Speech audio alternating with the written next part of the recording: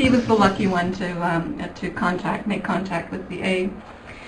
So basically, the information that we presented to the students a few days ago was cell phones have been linked with tumors of the brain, the ear, and the eye, pregnant behavioral problems in women who are pregnant, and problems with sperm leading to infertility.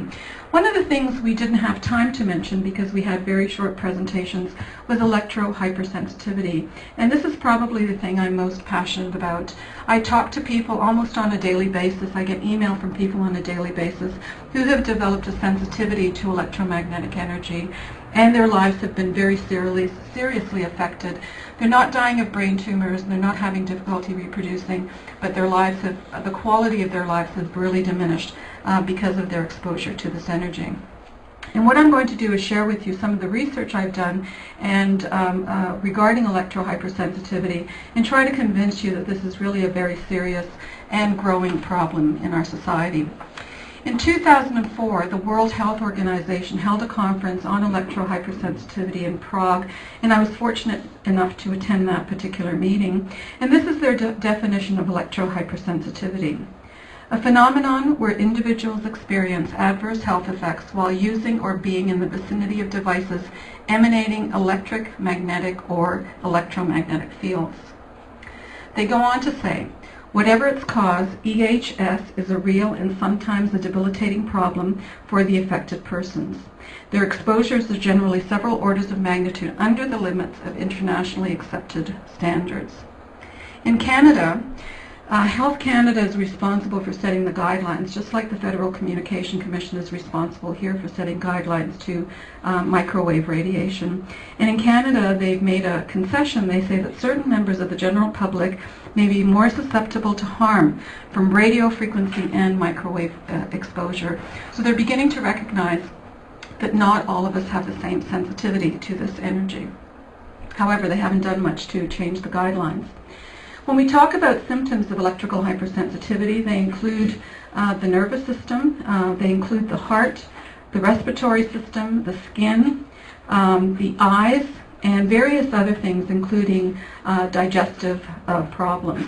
So the symptoms really vary from individual to individual, depending on what your most sensitive reaction is. The weakest chain, link in your chain is probably what's going to be affected by this form of exposure. There was a letter written by Holberg and Oberfeld in 2006, and this they basically looked at a variety of studies to find out what is the prevalence of electrical hypersensitivity in our society. And you can see here that in 1985 the percentage was very, very low, and it doesn't matter which country we're talking about, the prevalence seems to be increasing. So the percentage of people who claim to be electrically hypersensitive is increasing. We don't know if that's due to a true increase in society or whether it's due to an awareness of the issue. And some people who think they're electrically hypersensitive may not be. We don't have any diagnostic tests as yet to determine your electrical sensitivity. By 2017, they estimate that 50% of the population will have the symptoms of electro-hypersensitivity, and this is just a few years down the road. I use a very conservative estimate. I use 3% for severe electro-hypersensitivity.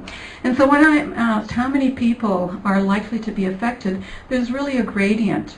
At the low end of the scale here, where we have severe symptoms, my number, the number I use, is about 3%, and that may not be the right number.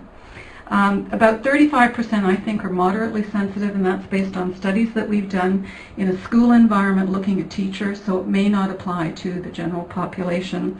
And possibly as much as 50% are already experiencing mild symptoms of sensitivity.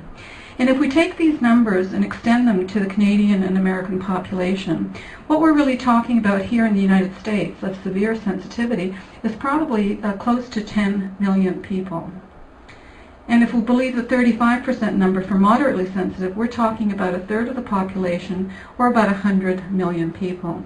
That's why I think electro-hypersensitivity is probably the most serious health event that we're experiencing in North America.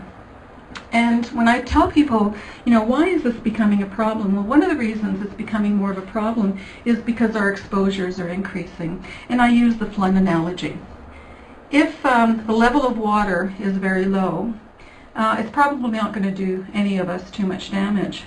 Once the level goes over our heads, there's only so long that we can tread water before we go under. And I think this is what's coming. The levels are simply going higher and higher and higher, and a greater population is being submersed in this energy.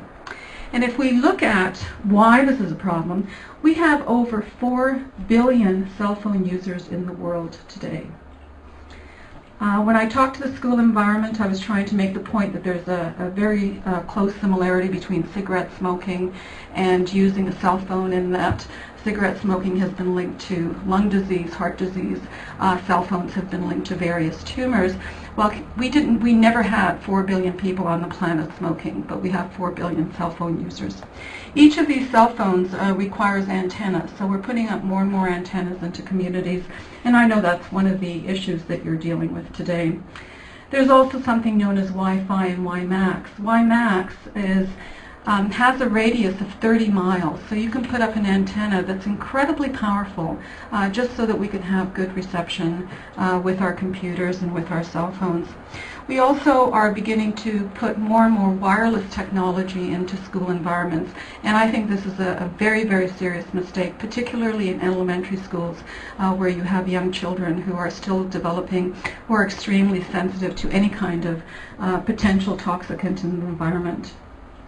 There's also something known as smart meters. These are meters that are being placed on houses and buildings. They record the amount of electricity you use, and they send that information very often in a wireless fashion back to the utility so that they can price you differentially depending on what time of day you're using it. People who are electrically sensitive, who have had smart meters placed on their homes, find that they can't use the room immediately adjacent to where that smart meter is because they've simply developed too strong a reaction to the radiation. There's also something known as broadband over power lines that's being used and proposed for a number of communities. And we have evidence that that is probably going to make a lot of people sick very, very quickly. And it will take some time for the medical community to recognize what the illness is, because the illnesses are really so general. Compact fluorescent light bulbs, we're being asked to use energy efficient light bulbs. The most affordable ones are the compact fluorescents, and they're making people sick as well. And I'm going to show you some evidence of that in a little while. And then finally, there's something called wireless electricity that's being tested as we speak, with the hope that it will come into more and more homes. So we're really relying on this technology to a degree that's causing our exposure to be we're being inundated with it, just like the flood. And the question is, where is Noah's Ark? How are we going to protect the people who have developed sensitivity? And how are we going to protect the rest of us who are not yet electrically sensitive? And I think that's a very serious question to try to address. This is a study that was done in Spain in 2001, and I use it because I think it really clearly documents what happens to people who live near antennas. And I'm just going to describe this graph for you. What we have here on the x-axis are the percentage of people who responded to a questionnaire saying that they experience different symptoms very often. So these are the percentage of people who experience symptoms very often. Everything in red are people who lived within 10 meters or 30 feet of an antenna, all the way out to 300 meters or 900 feet from an antenna. And the first symptom here that you have is fatigue. And you can see here that approximately 70% of those who lived within 10 meters of an antenna experienced fatigue very often, all the way down to about 27% down here in black. So you've got a huge change in these symptoms, the percentage of symptoms. And these are the symptoms in decreasing order. So we have fatigue, sleep disturbance, headaches, feelings of discomfort, depression, memory loss, skin problems, cardiovascular problems, all the way down to nausea, which down here would be the very last one on the scale, and there might not be any difference here at all between those who lived close and far. Everything in red on this, in this box are things that we begin to experience as we age. And so I prefer not to call this electro-hypersensitivity. I prefer to call this rapid aging syndrome, because that's what it seems to be. Those are the symptoms. And very often when you talk to people who have developed these symptoms, their explanation is, well, I'm leading a very stressful lifestyle, or, well, I'm just getting older and it's normal for me to have difficulty sleeping. It's normal for me to have aches and pains. It's normal for me not to think clearly anymore because I'm aging, and that's wrong. Because when these individuals go into an electromagnetically clean environment, those symptoms disappear. And if it's due to aging, they shouldn't disappear.